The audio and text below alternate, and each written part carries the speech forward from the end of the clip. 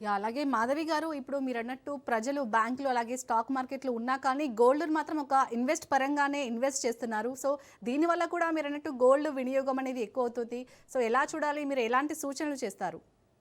So, ఈ టైంలో అంటే ఇది మన కోసము, మన నెక్స్ట్ భవిష్యత్ తరాల కోసం ఆయన ఇంకొకటి కూడా చెప్పారండి. మనము ఇండియన్ సంబంధించిన వస్తువులనే వాడాలి.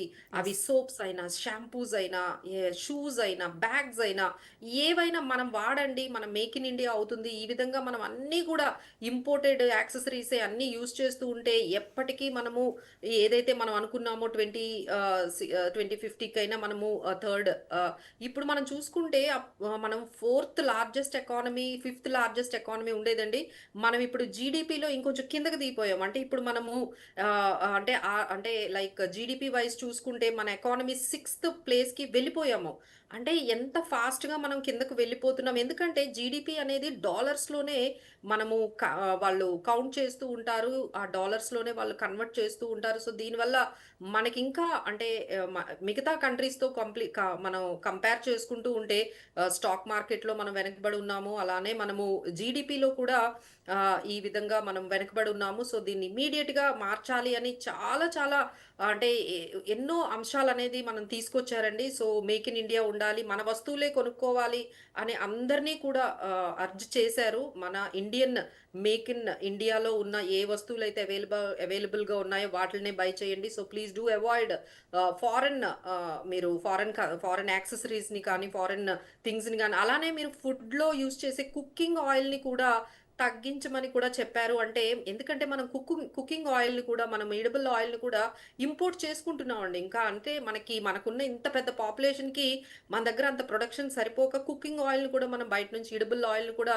ఇంపోర్ట్ చేసుకున్నాం. అలానే ఫెర్టిలైజర్స్ అండి. ఎస్పెషల్లీ ఫెర్టిలైజర్స్ అన్నీ కూడా మనకి గ్యాస్‌తో లింక్ అయి ఉన్నాయి కాబట్టి ఈ ఫెర్టిలైజర్స్‌ని కూడా తగ్గించి వాడండి. ఇంకా ఏవైనా మన ట్రెడిషనల్ పద్ధతిలో ఏదైనా ఉంటే మీరు ఆ ఫార్మింగ్‌ని చెయ్యండి గానీ, ఇంకా మీరు ఈ విధంగా ఫెర్టిలైజర్స్‌ననేది మీరు యూజ్ చేయడం అనేది తగ్గించండి అనేది ఫార్మర్స్‌కి చెప్పారు ఒకవైపు.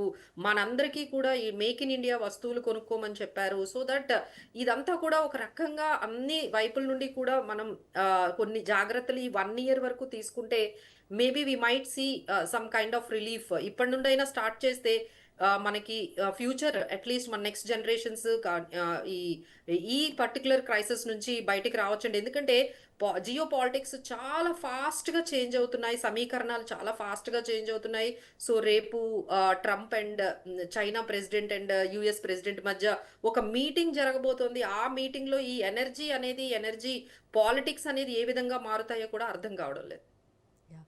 అలాగే అండి, ఇప్పుడు మరి గోల్డ్ కొనకపోతే మోదీ గారన్నట్టు గోల్డ్‌ని కొనడం తగ్గిస్తే కేంద్రానికి ఎలాంటి లాభం వచ్చే అవకాశం ఉంది? దేశానికి మెయిన్‌గా.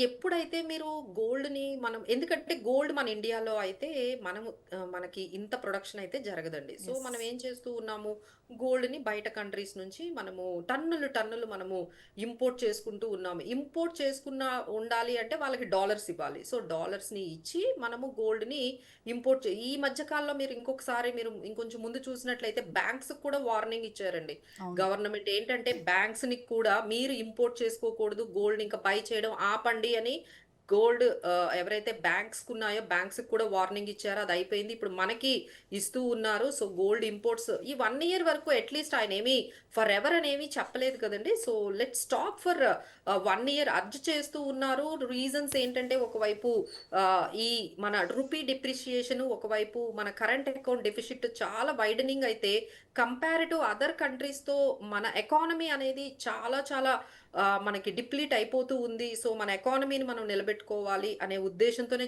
చెప్పారండి. ఇదంతా మన మంచి కోసమే. సో, మనందరం కూడా అర్థం చేసుకోవాలి, సపోర్ట్ చేయాలి. సో, ఒక 1 ఇయర్ వరకు మనం ఆయన చెప్పిన ఈ ఫారెన్ ట్రావెల్ ఏదైతే ఉందో ఈ 1 ఇయర్ వరకు చేయొద్దంటున్నారు. కార్ పూలింగ్ చేసుకోమంటున్నారు. మెట్రోస్, పబ్లిక్ ట్రాన్స్‌పోర్ట్ ఎక్కువగా వాడండి. మీరు డీజిల్ ఆయిల్, క్రూడ్ ఆయిల్ అంటే పెట్రోల్‌ని కొంచెం కన్జంప్షన్ తగ్గించండి. ఈవీకి కన్వర్ట్ అవ్వండి. ఇలా ప్రతి చిన్న విషయం అలానే ఈడబుల్ ఆయిల్‌ని కూడా కట్ జేసుకోండి. ఫెర్టిలైజర్ కన్జంప్షన్ కూడా కట్ చేసుకోండి. ఇలా అందరము ఎవరికి తోచినంత వాళ్ళు మనం కొన్ని పాటించినట్లయితే డెఫినైట్‌లీ వి క్యాన్ లేకపోతే ఏమవుతుంది అంటే మీరు నెక్స్ట్ లెవెల్ క్వెషన్ అడిగారు కదండీ! ఇప్పుడు క్రూడ్ ఆయిల్ మీరు డీజిల్ ఒక రూ. 10 పెంచారనుకోండి, లేకపోతే పెట్రోల్ రూ. 10 పెంచారనుకోండి మీరెలా ఫీల్ అవుతారు? It will be more painful right? Yes. దానికన్నా మనం గోల్డ్‌ని ఇలాంటివన్నీ ఆయన చెప్పినవన్నీ మనం గాని పాటించినట్లయితే మిగతా కంట్రీస్‌తో ఇప్పుడు నేను రీసెంట్‌గా అంటే కొన్ని మనం ఫారెన్ ట్రావెల్స్‌కి వెళ్తే వాళ్ళందరూ చెప్తున్నారు. మా దగ్గర ప్రైజెస్ అంటే వాళ్ళకి పెట్రోల్ ప్రైస్ పెరిగింది, డీజిల్ ప్రైస్ పెరిగింది. ప్రతి కంట్రీలో అండి 20% నుంచి 40% ప్రతి కంట్రీలో ఈ ఇరాన్, యూఎస్ వార్ తర్వాత వాళ్ళ కంట్రీస్‌లో వాళ్ళకి ఆ గవర్నమెంట్సు డీజిల్, పెట్రోల్ పెంచారు. మన ఇండియాలో పెంచలేదు. మీరు గమనించారో లేదో అప్పటి నుంచి ఇప్పటి వరకు కూడా మనకి ఈ డీజిల్, పెట్రోల్ పెంచలేదు. ఆ భారం అంతా కూడా ఎవరి మీద పడుతుంది? గవర్నమెంట్ మీద గవర్నమెంట్. పడుతుంది. సో, గవర్నమెంట్‌కి ఏమవుతుంది? ఈ విధంగా గవర్నమెంట్ మీద ఈ విధంగా భారం పడడం వల్ల కరెంట్ అకౌంట్ డెఫిసిట్ ఎక్కువవుతుంది. దానివల్ల మన రూపీ అనేది డిప్రిషియేట్ అయిపోతూ ఉంది. సో, మనం ఈ విధంగానే ఏమీ చర్యలు తీసుకోపోతే ఇక నెక్స్ట్ ఏం చేస్తారండి? గవర్నమెంట్ మాత్రం ఎంతవరకు లోడ్ తీసుకుంటుంది. సో, ఇమ్మీడియేట్‌లీగా that will transfer to you and to me. అంటే ఇక మనకి మనకి పెట్రోల్ ప్రైస్ ఒక రూ. 2 పెంచడమో, డీజిల్ ప్రైజెస్ ఒక రూ. 5 పెంచడమో జరిగే అవకాశాలు ఫ్యూచర్‌లో కనిపిస్తున్నాయి. దానివల్ల ఇన్‌ఫ్లేషన్ ఇంకా పెరుగుతుంది. ఎకానమీ ఇంకా లో అయిపోతుంది. సో, దానికన్నా బెటర్ మనము ఈ గోల్డ్‌ని కొనడం తగ్గించుకోవడమే బెటర్ గదండీ! Instead of taking this kind of pain of petrol, diesel పెంచటం కన్నా ఇది బెటర్ గదండీ! యాహ్! మీరన్నట్టు మోడీ దేశ భవిష్యత్తు గురించి ఆలోచించే చెప్తున్నారు. బట్ ప్రజలు దాన్ని ఎలా స్వీకరిస్తారనుకుంటున్నారు? అంటే సడెన్‌గా చేంజ్ అయ్యే అవకాశం ఉందా ఒకటేసారి? అన్నీ లేదండి. తగ్గియాలని. చేంజ్ అనేది ఆల్రెడీ మనకి కొంచెం కొంచెం కనిపించిందండి. ఈ మధ్య కాలంలో కొన్నవాళ్ళు ప్రతి ఒక్కరు ఈవీ టూ వీలర్స్ కొంటూ ఉన్నారండి. అది మనం ఆల్రెడీ గమనిస్తున్నాము. టూ వీలర్స్ ఏదైనా కొంటూ ఉన్నారు అంటే అందరూ కూడా ఎలక్ట్రిక్ వెహికల్స్ టూ వీలర్స్ కొంటున్నారు. అలానే ఫోర్ వీలర్స్ కొంటూ ఉన్న ఒకటి పెట్రోల్ కార్ ఉంది అంటే ఇంకోటి ఖచ్చితంగా ఈవీ కార్ అనేది యాడ్ చేసుకుంటూ ఉన్నారు. సో, ఈ విధంగా ఈవీ కార్‌కి అనేది అందరూ ఎలక్ట్రిక్ వెహికల్‌కి షిఫ్ట్ అవ్వడం అనేది చాలా వరకు మనకి కనిపించింది. ఇక గోల్డ్ ప్రైజెస్‌కి వస్తే, ఇక మనం ట్రెడిషనల్‌గా అండి అంటే ఎవరు కూడా ఇంత ప్రైస్‌లో ఎవరు కొంటున్నారండి? అది కూడా కొంచెం తగ్గిందనే చెప్పాలి. అలానే గోల్డ్ ఈటీఎఫ్స్‌లో కూడా కొంచెం తగ్గించారు. ఓన్లీ థింగ్ ఏంటంటే మనకి ఈ పెళ్ళిళ్ళ సీజన్స్‌లో తప్పదు గదండీ! ఈ ట్రెడిషనల్‌గా మనకి మ్యారేజెస్ సీజన్‌లో ఖచ్చితంగా మనకి ఇది ఒక part of our culture and part of our tradition కాబట్టి టు సమ్ ఎక్స్‌టెంట్ అంతవరకు కొనండి. బట్ అన్నెసెసరీ అంటే మీ ఇంట్లో ఫంక్షన్ లేకపోయినా, మీ ఇంట్లో ఏమి ఎలాంటి మ్యారేజ్ లేకపోయినా, ఏమీ లేకపోయినా మీరు గోల్డ్ కొనడం అనేది ఇది కొంచెం తగ్గించుకుంటే సరిపోతుంది. ఇంక తప్పదు మ్యారేజెస్‌లో అంటే వాళ్ళ వరకు కొనుక్కోవచ్చండి. బట్ అన్నెసెసరీ మనకి ఎవరైతే ఏమి కార్యాలు లేకుండా, ఏమి శుభకార్యాలు లేకుండా, ఏమి రీజన్స్ లేకుండా షాపులకు వెళ్లి గోల్డ్ కొంటున్నారో సో, వాళ్ళు కొంచెం హోల్డ్ చేసుకుంటే బెటర్ అండి. They have different types of investments. ఆ అమౌంట్‌ని ఎక్కడైనా ఇన్వెస్ట్ చేసుకోవచ్చు. మనకి పీపీఎఫ్‌లున్నాయి, పబ్లిక్ ప్రావిడెంట్ ఫండ్ ఉన్నాయి, నేషనల్ సేవింగ్ స్కీమ్స్ ఉన్నాయి, సుకన్య సమృద్ధి స్కీమ్ ఉంది. 8.2% వస్తుంది. పెద్దవాళ్ళైతే సీనియర్ సిటిజన్ సేవింగ్ స్కీమ్స్ ఉన్నాయి. వాటి మీద 8.2% వస్తోంది. సో, ఈ విధంగా ఇలాంటి వాటిల్లోకి మనము నెమ్మదిగా మన ఇన్వెస్ట్‌మెంట్స్ అంటే 8% అనేది ఇట్స్ అ గుడ్. సో, ఇలాంటి 8% రిటర్న్ వస్తున్న గవర్నమెంట్ సేఫ్ స్కీమ్స్ చాలా అవైలబుల్‌గా ఉన్నప్పుడు మనం ఎందుకు ఈ విధంగా గోల్డ్‌లో యాస్ పర్ ఇన్వెస్ట్‌మెంట్ పెట్టుకోవాలి అన్నది ఫస్ట్ క్వెషన్. అంటే మనకు అన్ని ఇన్వెస్ట్‌మెంట్ అవెన్యూస్ ఉన్నప్పుడు గోల్డ్ ఒక్కటే కాదు కదండీ! We have many other options. So, మనం వాటిల్ని కొంచెం అడాప్ట్ చేసుకోవాలి. ఇక శుభకార్యాలు ఉన్నవాళ్ళు తప్ప మిగతా వాళ్ళందరూ కూడా కొంచెం కొనడం అనేది తగ్గించాలి. ఇంకొకటి కూడా ఆయన చెప్పారండి. మీ మ్యారేజెస్ ఏవైనా ఉన్నా ఈ మధ్య డెస్టినేషన్ వెడ్డింగ్స్ బాగా పాపులర్ అయిపోయాయి. అంటే యెస్. మిగతా కంట్రీస్‌కి వెళ్లి జపాన్‌లో కానీ, లేకపోతే న్యూజిలాండ్‌లో గానీ, ఇక్కడ యూఎస్‌లో కానీ మ్యారేజెస్ ఈ మధ్య యూఎస్‌లో కూడా ఎక్కువ మన వాళ్ళందరూ కూడా అక్కడికి వెళ్లి మ్యారేజెస్ సెలబ్రేషన్స్ అనేవి స్టార్ట్ చేసేసారంట. అక్కడి నుంచి ఇక్కడికి ఈ మధ్య రాలేకపోతున్నారేమో that could be the reason.